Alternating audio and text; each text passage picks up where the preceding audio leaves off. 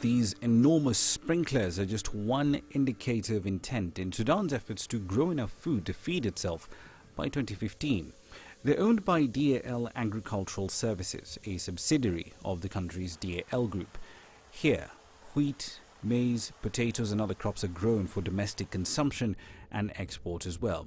To that end, therefore, nothing goes to waste here. The direction, as I said, is food security for Sudan and the coming generation. At the same time, to provide fodder for animals to help improve milk supply. Thirdly, the issue of hard currency which we can save from this land and water if utilized properly.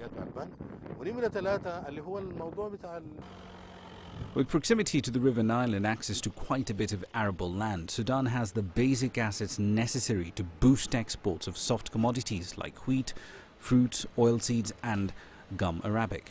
If the goal of domestic self-sufficiency is to be attained, however, small-scale farmers are a vital part of the equation.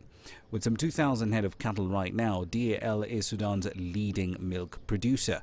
It aims to eventually have a herd of some 10,000 dairy animals, producing about 100 million litres of milk every year. The same expertise, however, that it is deploying and will deploy in its operations, from breeding the cattle all the way to sourcing their feed, is then shared with some of Sudan's small-scale farmers like Adam Ali. The dairy cow produces between 32 to 34 pounds of milk dairy. This was not the case in the past, as the average amount was between 12 to 14 pounds from morning up to afternoon. But now, thanks to God, the milk is considerably increasing and the fodder production became better. The split with South Sudan has been painful for its former foe to the north.